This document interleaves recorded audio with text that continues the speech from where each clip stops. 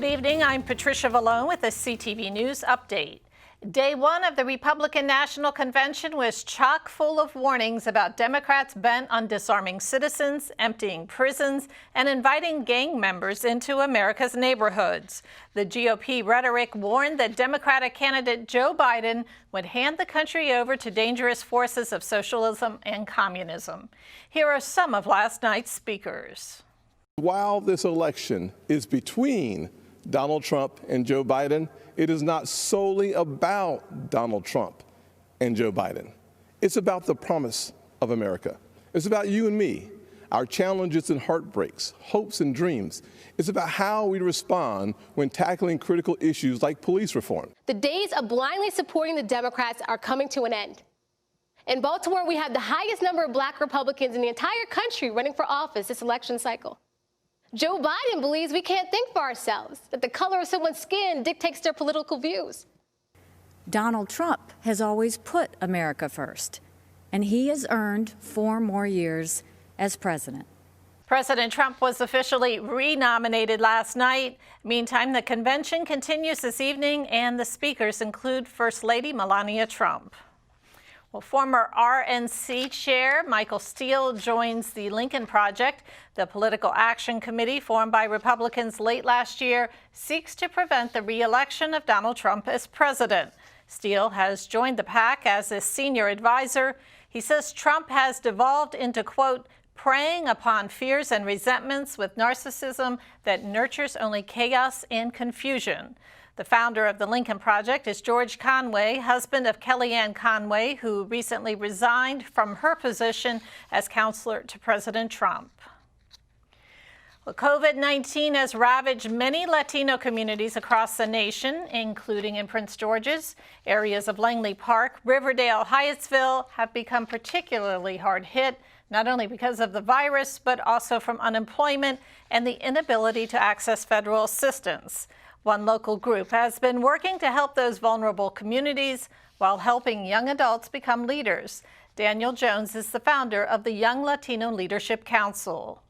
Right now, our country is going through a very difficult time. Our local community is going through a very difficult time. So what we're doing is connecting people in need with resources available in the community. A lot of times, especially immigrant populations, it is difficult to find what resources are available, right? So we have these young people, giving them the skills so they can do research, find out what's out there, and find out how we can connect our vulnerable populations with those resources so that they can have less of a headache. You know, so much stuff to worry about right now. So through our work, we're able to connect people with help, with assistance, and just help them to understand so that they can understand they're not alone. The organization is based in Riverdale. The American Red Cross is urging people who have recovered from COVID-19 to donate their plasma because it could help several patients recover from the virus. This comes after the U.S. Food and Drug Administration issued an emergency use authorization for convalescent plasma over the weekend. So far, the Red Cross says it has collected the plasma from more than 14,000 donors and distributed more than 32,000 products to treat patients in the U.S. However, the organization says there is a shortage. This is plasma collected from patients who have recovered from an infection and that have antibodies that might help fight an infection in other patients. So in this case, we're looking at those who have fully recovered from COVID-19. Each donation from a COVID-19 survivor has the unique ability to help up to 3 patients recover from this virus. For more information or to donate, visit redcrossblood.org. The latest COVID-19 stats in Maryland show a decline in new infections. The state health department reports 377 new cases today, the lowest since early July. 411 people are currently hospitalized with the virus. Meantime, 10 new deaths have been reported in the last 24 hours. Well, Governor Larry Hogan orders an audit of the Maryland Environmental Service. That's the agency that awarded a $233,000 severance package to Roy McGrath, its former director.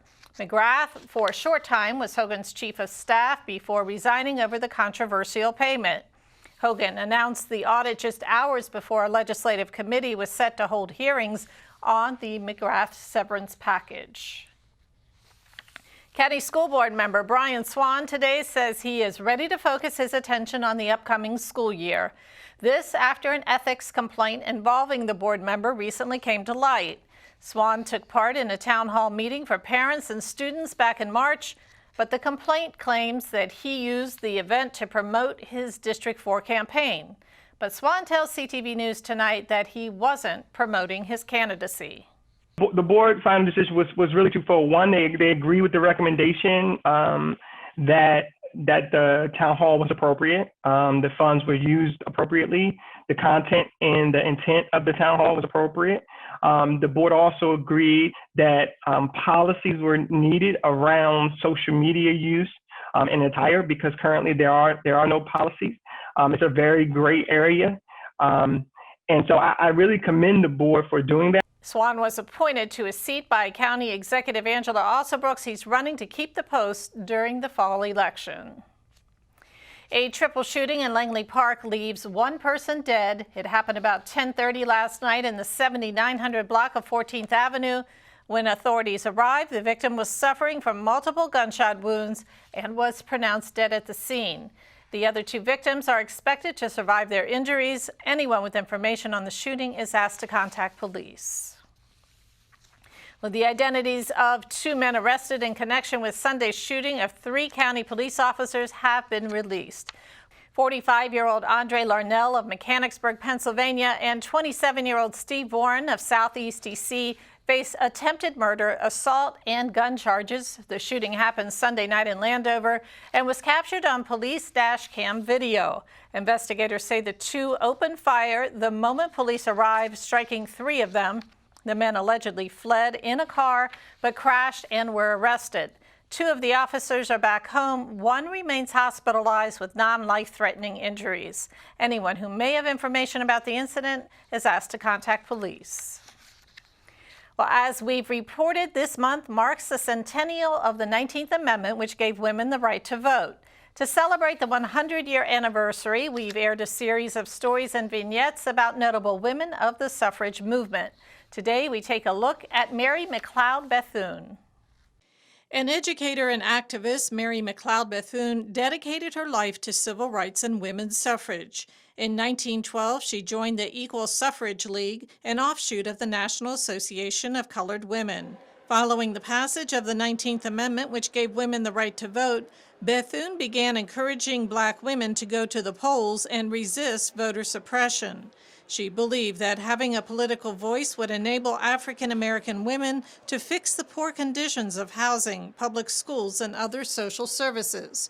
However, contributions of women were stymied as national suffrage organizations attempted to placate white supremacists in the South. Bethune spent much of her time building interracial coalitions across the country, sometimes meeting in secret. When she encouraged African Americans in Florida to vote in county elections, the KKK showed up on the campus where she taught, seeking to silence her. The following day, Bethune led a group of Black Americans to the polls. They were forced to wait the entire day to vote, but left after casting their ballots. The nonprofit People for Change Coalition is hosting a webinar aimed at doctors, dentists, and other healthcare professionals. It's being conducted in conjunction with Prince George's County officials. The online session will feature 2 healthcare business owners. The goal is to help small healthcare business owners navigate COVID-19 issues as many businesses are reopening. And the 2 women who are going to be the presenters are going to talk about some tips on policies, dealing with patients, and regaining trust in their clients. And how do you get new clients to be comfortable coming in to your doctor's offices? What are some of those procedures and things that they had to immediately change in their office to adjust with COVID-19? The session is underway and goes until 5 tonight. For more information, go to pfccoalition.org and click the Events tab. Department of Family Services and Parks and Recreation are planning on giving away 6,000 meals to seniors tomorrow. The event will take place from noon until 2 p.m. at 5 different locations throughout the county, including the Beltsville Community Center and Camp Springs Senior Activity Center. You must be 60 years old. People with disabilities can also receive a grab-and-go box that contains 3 frozen dinners and a breakfast. We know the seniors are very isolated right now. A lot of our seniors come to our programs on the nutrition bus through the Department of Family Services. So they're not able to get out. So a lot of people been picking up boxes for neighbors. Again, the event will take place tomorrow from noon until 2 p.m. For a complete list of the sites where you can pick up a meal and register, visit seniormeals.eventbrite.com. A former Baltimore Ravens player with ties to the county is gearing up to give back to those in need. Kyle Arrington and the Evolve Foundation will host a community food distribution event tomorrow. The organization will be handing out fresh produce at the James Cousins Jr. Municipal Center in Glen Arden. The Prince George's County native says service to community is important.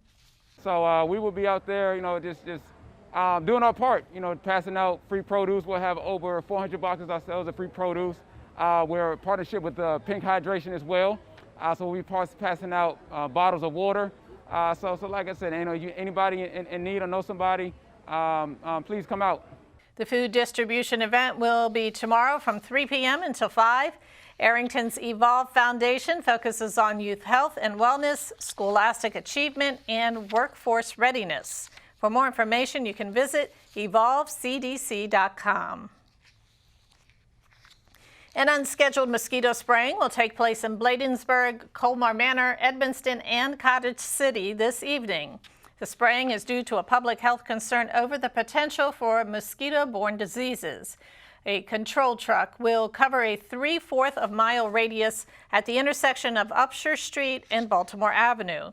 The spraying is scheduled for 7:30 tonight. In the event of inclement weather, it will be rescheduled for the next available evening. Existing spray exemptions will be temporarily suspended. To the NFL and the Burgundy and Gold, Washington football team coach Ron Rivera was generally pleased with today's practice session. He said that the tempo was good as he rotated guys in and out on the offensive line. We're asking for certain things from the offensive line. We're mixing a lot of guys in to watch some of the younger guys respond and do some good things, like Wes Martin, going from playing the guard position and playing the center position. I thought he had a good day today. We put Keith Eastmeal at the left guard position. Thought he had a good day. Timon Paris is being challenged, as Lucas is being challenged. So we've got some guys that are being moved around and giving opportunities, and we're trying to see how they respond. Defensively, we're mixing all kinds of guys in from everywhere, from the linebacker to the defensive line position to the DBs. There's a lot of guys responding. This is what you want. You want this kind of a camp, in my opinion. But we'll see how they are. We come back. They got a day off tomorrow. We come back Thursday. We'll be at our stadium. There'll be a little bit of energy. It'll be an up-tempo practice. It'll be a shelled practice with some scrimmage elements. Again, we just got to be aware and know how to practice while we're in shells.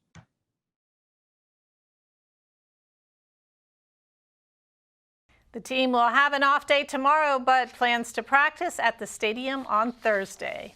And that wraps up our newscast. Thanks for joining us. Tune in tomorrow, same time, same place. Have a good night.